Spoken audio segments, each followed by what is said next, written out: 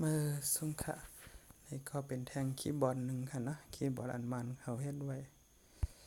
ชื่อว่า MUA นี่ค่ะนะ MUA คีย์บอร์ดนี่ค่ะนะอันไหนมันว่าเด็กมาแต่มัวค่ะแต่มาหังกันนะMUA คีย์บอร์ดนี่เล็กตัวไหนอันดาวน์โหลดมาแล้วก็โอเพนกันนะลายเจอมันก็เต็มเปิ้งหังกันค่ะด้วยคีย์บอร์ดกวนอันนี้ก็ลายเปิดเจอมันนี่ก็เดง่ายๆกันกวนกันเนาะดาวสุดเขาก็มาอันนั้นแน่ตั้งแต่นี่ค่ะเนาะตัวไหนตั้งอันนี้ว่าคีย์บอร์ดเปิดใจล็อกมือนี่ค่ะเนาะเปิดใจล็อกมือปันโอเคค่ะนะเดี๋ยวก็คำนี้เลิกใจล็อกมือนี่นะเด็กชุดคีย์บอร์ดนี่ครับเด็กเลิกตัวนี้ค่ะนะ MUA คีย์บอร์ดยาวก็เขาในภาษาค่ะเนื้อสุดนี่ค่ะนะ select import language นี่ค่ะนะครับเด็กปันตัวไหนมีมันได้มีไทยค่ะนะ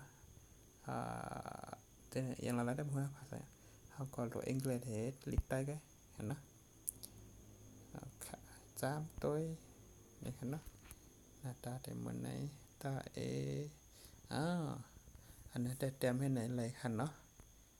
หน้ามาอันนี้จะเลยเตรียมจอมเปิงเห็นเลยค่ะเนาะใส่มาแม่มา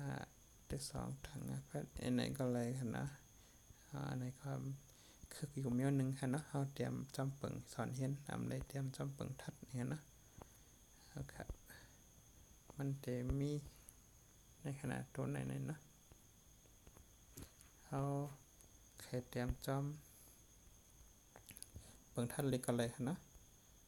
เพราะเปิงทัดเล็กเนี่ยเฮาได้เลยเตรียมหน้าในค่ะเนาะจังได้เลยตานี่ค่ะเนาะมาที่2ถังประจำหน้าในจังก็เลยสั่งว่าเฮาเตรียมจอมเปิงสอนเห็นแล้วก็ในก็มันได้เหมือนในอันนี้จำเปิงแสงสอนเห็นเตรียมให้ถือก็เลยนะได้หน้าให้แนมเลยค่ะเนาะเดี๋ยวเลยเตรียมจำเปิงทัดลิค่ะเนาะตาหน้าให้ไหนค่ะเนาะค่ะอันไหนก็เที่ยงล็อกมือนึงเห็นนะอันปลาล็อกมือไตค่ะเกียกอันเลยไหนก็เลิกใจตัวค่ะนะมาสูงค่ะ